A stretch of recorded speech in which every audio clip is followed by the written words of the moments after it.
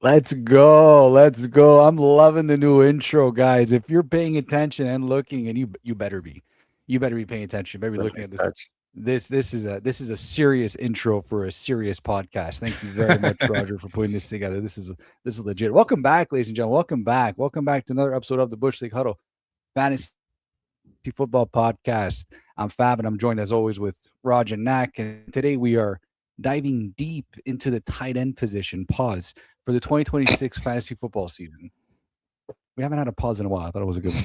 And so, guys, please pull up a chair. We got 30 minutes of therapeutic draft mapping ahead. There's a joke in there somewhere for Deshaun Watson. I'm gonna leave it out though. I'm gonna leave it out. But for real though, honestly, the tight end position like has never been in a better place, in my opinion. Like it's super super deep. We talk about it very often. It's younger, it's more athletic, it's more diverse than ever. And you have your traditional tight ends that really do all of the stuff. Like you have your traditional receiving tight ends, and then you have the ones that are just tight ends in name only, right? Like they go by what's it called now? They go by Tinos. Is that what the Tinos. kids are calling them? Tight ends in name only. So the guys like your Cal Pitts and Cal Pitts Senior, excuse me, and your Randy Gadsden the second. So those guys are just more of your wide receivers with like eligible tight end numbers on them. So that's sort of what we're going to be going through right now. Like the tier system that we're going to have in this episode is going to go through really these different types of tight end architects, if you will, different types of fantasy profiles, and knowing which one you should be drafting and why. But before we begin, quick plug: if you miss our post hype sleeper breakdown episode and the offenses that we trust and fade, both are in the description and available to download, to watch, to stream, to share, and all that fun stuff. So please, please, please follow us on excuse me, follow us on YouTube, Spotify, Apple Podcasts, TikTok, Instagram, and Twitter. We drop content, like we said, we drop content every single week, and we answer all of your pre-draft questions because the draft season's here, guys. It's right around the corner. Like training camp is days away, and we're all very very excited. And none of us are losing our job here, unlike the people at the ESPN and NFL Network. So we're Oh going to be my here god. for the ride. It's like what Oh, is you got that? to pay McAfee. Got to There it check the is. salary. There it is. I got yeah, well, that's Ryan Wait, we're Clark's not getting salary. paid for this? Um, we're getting paid in love and admiration from There our you go. fans. There That's you what it go. There is. we This is go. this is a thankless job. Anyways, enough of that. So 5 tiers, plenty of hot takes as usual, and strict no blockers allowed policy. We're gonna kick it off with Nacc tier 1. Take it away. Tier one, yes. So we call this tier the elite tier. Obviously, not the biggest tier out there, and it's pretty self-explanatory. But these are the ones you draft with complete confidence. You build your roster around them, but you also pay the price. So we have consensus between us. This is we just to explain to the fans here. We each ranked. We each did a ranking, and we took our consensus ranking here all together. So consensus, we have Trey McBride as the number one rated tight end. So locked in alpha, who caught everything in sight, playing behind. Um, playing from behind, excuse me, all season in Arizona. He is the locked and loaded tight end one here, guys. And then we've got Brock Bowers. 2 years ago, he was the most hyped TD prospect in a generation. And last year, obviously, was injury riddled. Now he gets Kirk Cousins, potentially Fernando Mendoza, and Kubiak as the OC. So the ceiling is definitely back. We're expecting big things from Brock Bowers. But as I said, these are the type of guys that you're going to have to pick up either late second round or early third. Sometimes people get crazy and one of these guys will go late first round. Especially in Bush League These are every year. Oh yeah. yeah, Oh We yeah. love us some exactly. tight Every ends. year Yeah. someone always goes for these monsters. Look, you're paying the price, but you are getting some value. I mean some of us will definitely disagree and we could have a huge discussion on that, but um I don't know. For me, Raj, I ask you. I mean, for me, Bowers is the tight end number one this year, and it's not really close, especially with that QB situation going on there in Arizona. Uh, the Raiders seem to have fixed the situation. I'm okay with Cousins starting, and then maybe Mendoza coming in, but the talent was always there with McBride, and he's being drafted like he plays on like a great offense. When Arizona has about what's the win total at 4.5 wins total, and the QB room right now, Brissett and so am I wrong? Are the people just drafting McBride on autopilot? Yeah, I mean, for me, I had McBride number one because of what he did last year. Like, look, I know Brissett has a contract situation, but it sounds like that's going to get done sometime soon. So he gets paid at least like somewhat of a market value as he's going to be a starting quarterback and not just a backup quarterback. I think another big thing is not a lot of people are talking about this, but if you look at the Cardinals' early season schedule, it is absolutely brutal. They faced the Chargers in week one, the Seahawks in week two, the 49ers in week three, the Giants week four, Lions week five, Rams week six, Broncos week seven, week eight, Cowboy. Like I could go on and on. Like it is an insane schedule, which is why the win total is so low. And we saw what McBride did and Brissett did and Michael Wilson did when they were playing from behind. And according to the schedule, they will be playing from behind a lot this year. And look, I do like the fact that they brought in Matt LaFleur. Mike LaFleur, excuse me, Mike LaFleur, Matt LaFleur's brother. He came from the Rams. I think they're gonna, bring that Shanahan style offense. I think it's gonna free him up. I think it's gonna allow McBride to further eat, and he's just been a target monster in Arizona. So either way, I think you're splitting hairs between this. If you went Bowers one, that's fine. If you went McBride one, that's more than fine as well. But I'm kind of leaning in on the fact that tough schedule, and they're going to be playing from behind literally every single game. And there's proof of concept of how good they were doing that last year. Lots of garbage time points coming from 100%. Arizona this year. Lots of Yeah. garbage time Yeah. points. Raj, if you want to keep this train moving with tier two, tier one was very short and sweet, but those are definitely your lock and loaded stars. Yes, thanks, Nacc. So this second tier is the set it and forget it tier. So these are guys that high confidence starters with clear paths to volume. Draft them, start them, stop thinking about it. So at tight end 3 now in the first in the tier 2 we have Colston Loveland. So he averaged 16.5 points per game in the playoffs. He steps into a potential alpha role with DJ Moore gone to Buffalo. We saw the further chemistry developing between him and Caleb Williams as the season went on.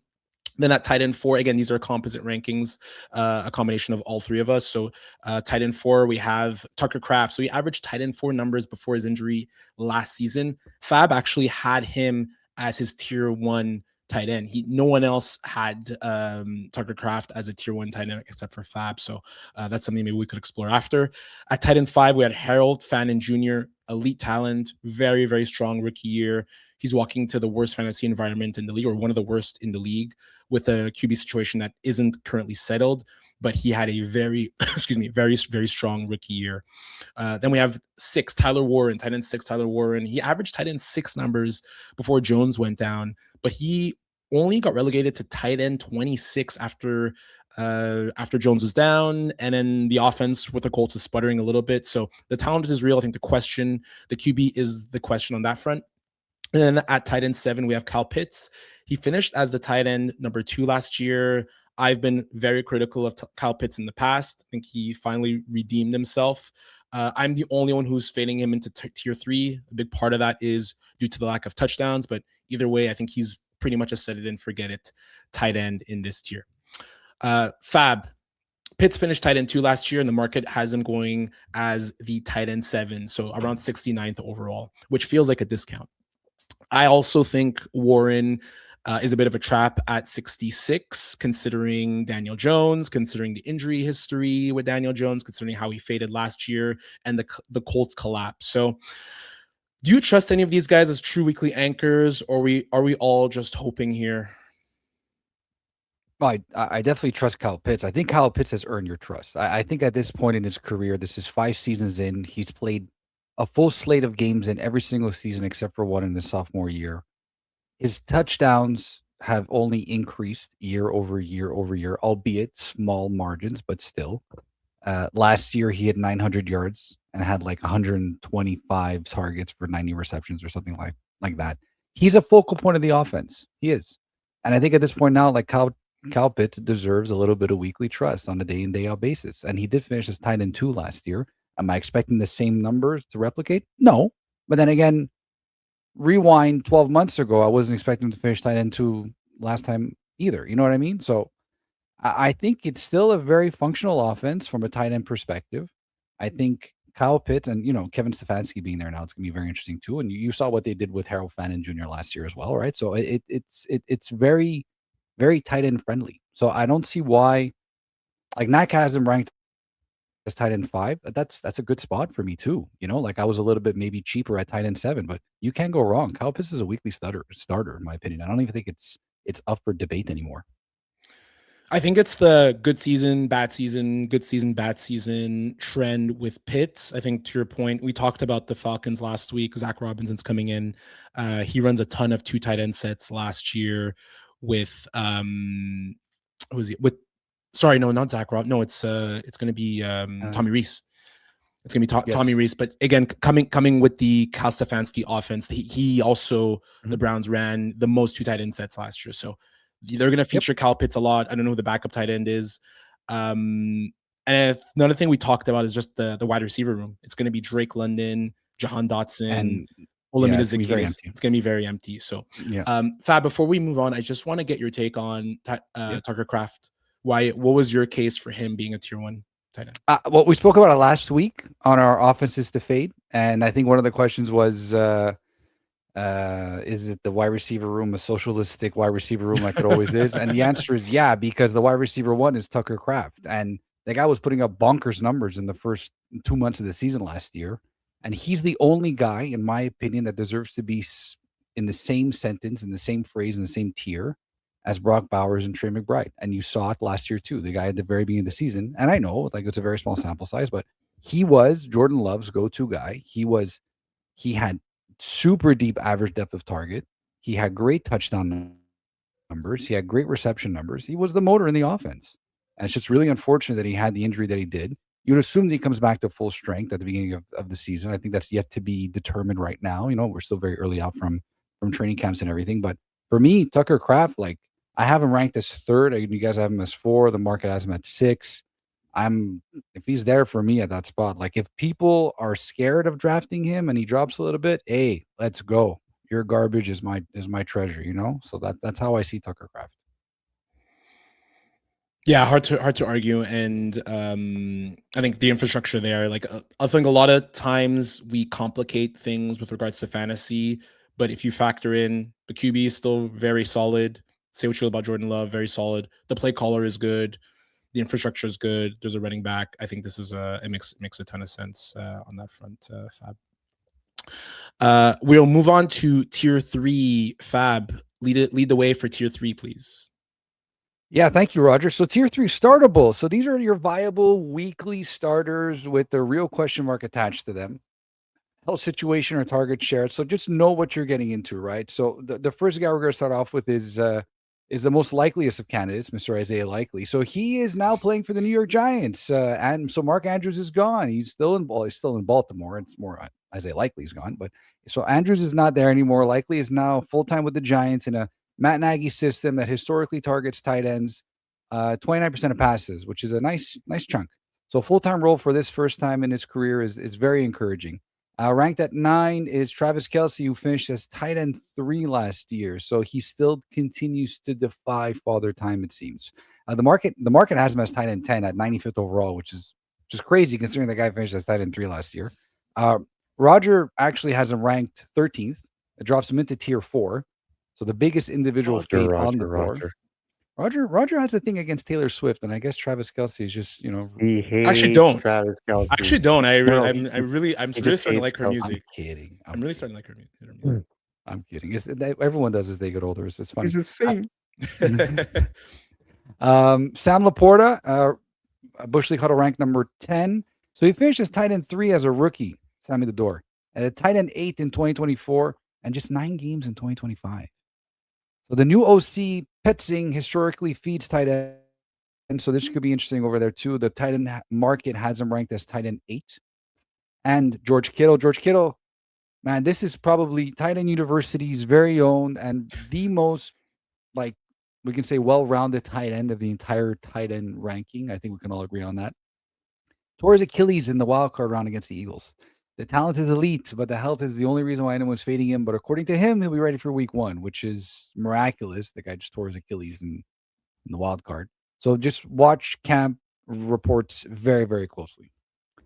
So, Nacc, just going to throw it out there. Kelce finished as tight end 3 last year, and the market has him going 95th overall and has him ranked as tight end 10. Rog has completely written them off, as you just mentioned, and someone I think he might eat his words later on in the season. Mahomes is coming back motivated, and Kelce at that price could be the steal of the draft, in my opinion. But on the flip side, Isaiah Likely is going 75th overall, but the market has him ranked as tight end 13. So the market is massively undervaluing him, in my opinion, from a ranking perspective. And you have Laporta in tier 4, where he's going 96 overall. And the market has him ranked as tight end 8 with a new OC who loves feeding tight ends. So do you fade Travis Kelce, or do you buy the opportunities that exist? For me, it's going to come down to ceiling versus value. And Kelsey, out of all the guys we just mentioned here, I think is the safest bet of the group. Everyone seems to be assuming that he's washed, but like you just said, he finished as tight end 3 last year in his year 35 season or 36 season. And now you're getting him around the 95th pick. I mean, if he gives you one more vintage season with Mahomes, like that's league winning value. Even if he finishes top 5, like we were just saying a few pods ago how like Harold Fannin Jr.'s numbers were like off the charts, but he went 72 for 731 and 6 touchdowns. Travis Kelce went 76 for 851 and 5 touchdowns. Yes, he's a rookie, but we were like crowning this guy, and you're comparing these numbers to tight ends that are going above him and just slightly behind him, and I think everyone is just they're really, really, really devaluing big time. If you're getting Travis Kelce at pick 95, that is league winner potential for set. Now, that said, if I'm swinging for upside, it's Isaiah Likely. He's finally getting the chance to be the unquestioned starter, and in an offense that has, like you mentioned, historically featured, tight ends, and the real path for him finishing above his tight end 13 ADP. So it's definitely the kind of profile that I'm going to bet on.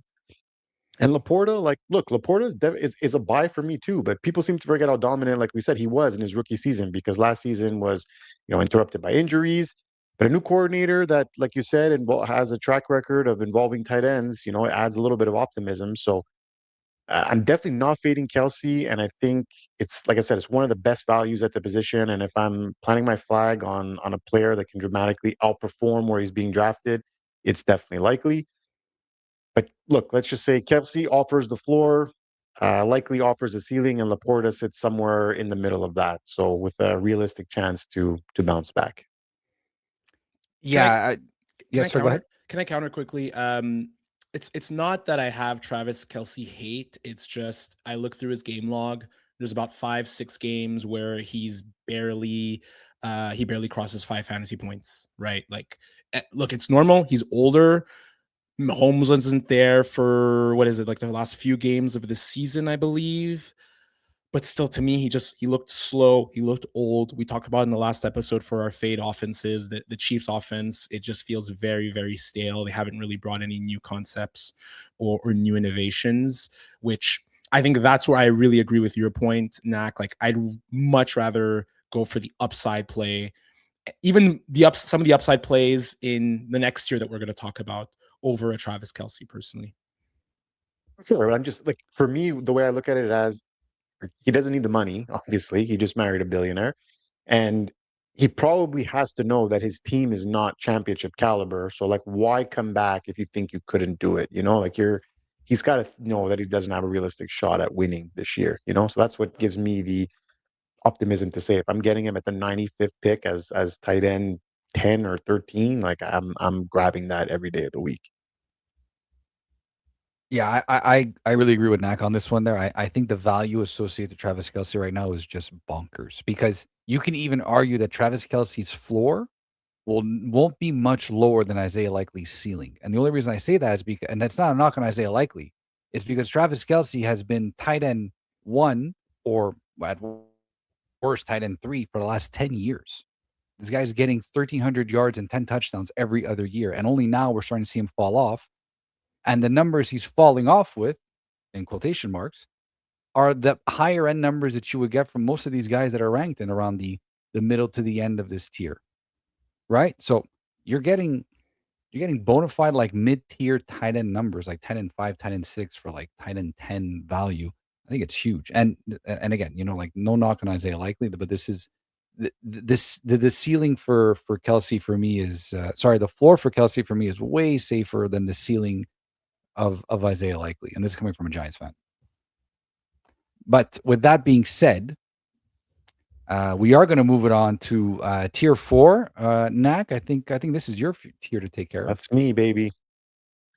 So they're tier 4. It's solid flex. They're useful in deeper leagues. Upside exists, but the floor is really inconsistent. It's really stream. I wouldn't anchor towards them. At number 12, we've got Mark Andrews. Declan Doyle arrives as the OC after running the Chicago offense last year, which used the 6th highest 2 tight end set rate in the NFL. Excuse me. So Andrews is the 3rd option behind Lamar and Henry. But if the scheme fits, they re-signed him. They've got to see something good in this guy, right? They re-signed him to that massive deal when everyone thought they were crazy. Yeah. Number 13, we've got Dalton Kincaid. It led all the tight ends in yards per route last season. The efficiency is elite, but he consistently keeps him out of the conversation. The inconsistency, keeps him out of the conversation. Also was very injured last year as well. So getting that tag dropped on him. 14, we've got Dallas Goedert. I have him actually dropped down to tier 5, but Eli Stowers is coming in, and the age regression is definitely real. At number 15, we've got Jake Ferguson. So the Cowboys are the number 1 fantasy environment per Draft Sharks, and the situation does keep him relevant. Although when Lamb and Pickens were both on the field, Jake Ferguson did take a back seat last year. And then rounding out tier 4, we've got at number 16, Oronde Gadsden II, 18.4 points per game over a 4-game stretch last season. Market has him, at tight end 16 at 121st overall. Roger has him in tier 3. Nacc has him. Myself has him in tier 5. So that's the biggest gap on the board. And then Njoku also signed with the Chargers, which is one thing keeping his price suppressed. So now, Raj, I ask you, hot take on Gadsden at tight end 16 and 121st overall. Clearly, it's going to be the steal of the entire tight end draft. McDaniel's never had a tight end at this athletic before. Obviously, forget Jonnu Smith. And Njoku signing is a little bit of a smokescreen. He's more of a blocker, not really big pass catcher. But I definitely want you to defend your Goedert pick there at tight end 14 and 117th overall in tier 4 when I have them down in tier 5. Stores is coming up for his targets, and I think it's one of the most dangerous names on the roster this year. So who are you buying and who are you fading? Yeah, so I have to defend the Gadsden. I had him at 10th. I talked about it, I think, early on in the offseason where Mike McDaniel is coming in as offensive coordinator. When he was offensive coordinator and Jonnu Smith was the tight end with Miami, Jonnu Smith was tight end for 88 catches, 884 yards, 8 touchdowns. He was absolutely electric. And I could see Gadsden, the same type of move tight end who can, tight end in name only. He'll play a little bit in line, but he'll line up at wide receiver. And McDaniel will play a ton of 2 tight end sets. So it'll allow for some huge matchup exploitations for them. So I'm very, very high on Gadsden. And as you mentioned, 18 points per game over the four-game stretch last year was cut due to injuries. And I know, look, Njoku has had some history as being a relatively good pass-catching tight end, but I really think they brought him in more for blocking. He's a decent block. He's not one of the most elite blockers, but I think he's coming more as a blocking tight end. For Dallas Goedert, for me, it's more like, I know he had 11 touchdowns last year. For me, the Eli Stowers draft pick, I'm a bit concerned about that. I know there's a new offense coordinator, Sean Mannion. So we'll see on that front. But for me, it's more the fact that they drafted a tight end, and I believe Stowers in the 2nd round. He's more of the Tino tight end in name only, where they're going to use him more as like another wide receiver, another slot type of player. But I don't know. I think Goddard last year of contract. Definitely is not going to be back next year. There was some words that he might not even be back this year. They finally re-signed him. I don't know. I just think that they're going to want to get more Mekhi Lemon involved. They're going to want to get obviously Devontae Smith really involved, and I think Stour is going to eat into what Goddard does. Agreed. I'll agree. I guess you backed it up pretty well. I mean, I'm definitely scared on Goddard. That's 100%. Gadsden, it's I'll take your word for it. I'll definitely and honestly, they didn't really sign. They lost Keenan Allen. They didn't really sign anyone else to come in. So maybe he is a sneaky good late draft play. That will do it for tier 4. Raj, let keep this party rolling. Excuse me, with the tier 5. Yeah, so tier 5s, these are the streamers, so late round darts and waiver wire targets. So the situation has to be right before you roster these guys. So at tight end 17, we have Brenton Strange. Nacc has him at 15th in tier 4. Nobody else really agrees, but Liam Combs offense in Jacksonville, I think it creates a role worth watching. Tight end 18, you have Juwan Johnson. So in Kellen Moore's system, obviously we saw Tyler Shuck emerge late last season. He's going to be, I think Juwan Johnson going to be a solid streamer and had a sneaky good year with 77 catches and 800 yards. Then you have Chig Okonkwo at tight end 19. My guy Chig, 50 plus catches, 3 straight seasons. He steps into the Zach Ertz role, and we've talked about this, but the Commanders really didn't add anyone in the offseason aside from Okonkwo. So that leads me to really think that he is finally primed for his breakout season. At tight end 20, we have AJ Barner. So Barner was a really big revelation. He went from about 30 catches, 245 yards, and 4 touchdowns to 54, 52, 519, and 6, and a Super Bowl touchdown. The new OC, Brian Fleury, is concerned with Clint Kubiak gone, but I think he can be the second, or at the very least, third option in Seattle. At tight end 21, we have Dalton Schultz. Elite weapons around him. We talked about it last week. The O-line is better. Jaden Higgins, Xavier Hutchinson, Tank Dell may be back, Jalen Noel. Nacc has him as 18th, tight end 18th. Fab actually has him at 23. The rookie Kenyon Sadiq looks like a cyborg, first rookie out of Oregon who looks like he was built in the lab. The Jets ecosystem is brutal, but there could be opportunity for him with Geno Smith. He's going as tight end 21st and 135th overall in terms of market. We have the Enigma, which is tight end 23 with Hunter Henry. So McDaniels historically does feature tight ends, but with A.J. Brown drawing coverage, Drake Mayer year 2, the market has him tight end 17 at 126 overall. And then it rounds out with tight end 24, T.J. Hawkinson, tight end 25, Gunnar Helm. And we didn't really rank him because we wanted to only top 25 tight ends, but I think Pratt Freiermuth is going to be an interesting one to look at with Mike McCarthy at the helm. Mike McCarthy offenses have always featured the tight ends, so it'll be interesting to see if Freiermuth could carve out a bigger role as well as Darnell Washington. So Fab, I want to ask you, Okonkwo going tight end 20 at 138th overall. You guys know I'm very bullish about him. I think he finishes as a top 12 tight end. Jaden Daniels, is already calling him his favorite target, and he has caught 50 plus passes 3 straight years. Is this the most obvious late round dart on the board? And make the case for why Sadiq at tight end 21 and 135th overall is worth rostering on one of the worst offenses in football. It's absolutely the most obvious late round pick on the board. I do want to just shout out to Juwan Johnson because having 800 yards and 7 touchdowns and finishing as tight end 8 last year, and the guy's being ranked right now as tight end 18, or the market has him as a tight end 19, I think it's absolutely bonkers in my opinion. But then again, you think about the whole offensive ecosystem that exists there, and they drafted that wide receiver. So you would imagine there's a little bit less to go around for Juwan Johnson in the Saints offense, but he's another guy too that I think he's a little bit more respect. But yeah, Chig Okonkwo, like easily. Like it's for all the reasons that we've mentioned in the last few episodes, where the Commanders have done nothing to help their offense. They've done nothing to help Jaden Daniels apart from get Chig.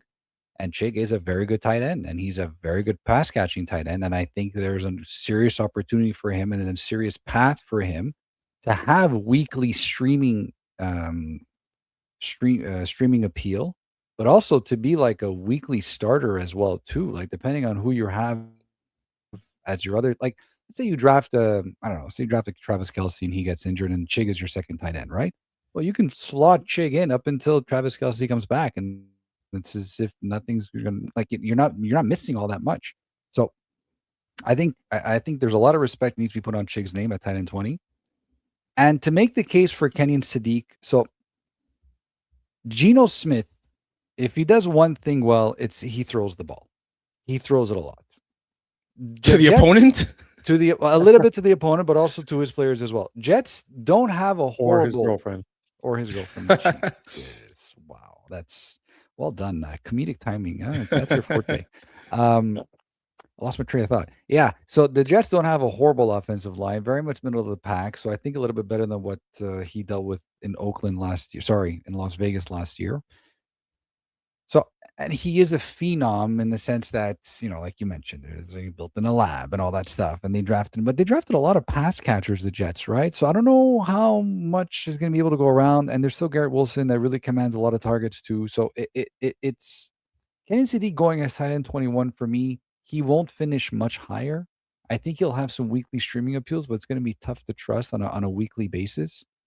But I do think that there is some opportunity for him to be in somebody's roster.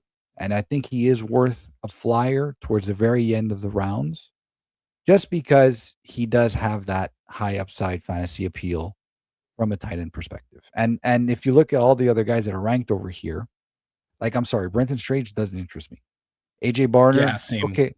AJ Barner, cool, nice story, but Dalton Schultz doesn't interest me. Hunter Henry, you're gonna draft him so you can start him that one game of the year that he goes off. Like we said it several times. TJ Hawkinson, he is a relic of the past, unfortunately. I think we can all move on from TJ, as much as the guy was great for Detroit and good for a few seasons with the Vikings. Gunnar Helm, I've never heard of him. So like all of these players over here, like out of all of them that you heard, it's like, you know what? I would rather take a flyer on Kenny Sadiq. And this is obviously as my tight end 2. If you're drafting Kenny Sadiq as your tight end 1, you better have a monster roster. So can we double click on Strange? Because I think Fab, Nacc, you were way higher on Strange than Fab and I. You had him as tight end 15. Fab had him at 20. I had him at 19. So maybe make the case, Nacc, why you had Strange a bit higher than us. Yeah, look, I think besides maybe Kenyon Sadiq, I think he's the best athlete out of this bunch. Even go back to his Penn State tape, like he was a freak athlete. And it's really like it's not about what he's done, but it's the situation he's in right now. Liam Cohen has consistently found ways to get the tight ends involved, and I think Strange he's definitely the full-time guy at the tight end. So I think at tight end 15, I'm betting on him. I'm betting on the increased volume and the breakout rather than chasing a player that we've seen peak. Like this is a guy that was injured last year. He had all that potential coming in, and he battled injuries, quad, hip, so he was never really right over there. And it seems that Trevor Lawrence with Cohen has finally figured it out, and I think now coming with Liam Cohen figured it out. So now they're going to have another season under their belt, another off season. So I think we were going to see a breakout year from Brenton Strange, 100%.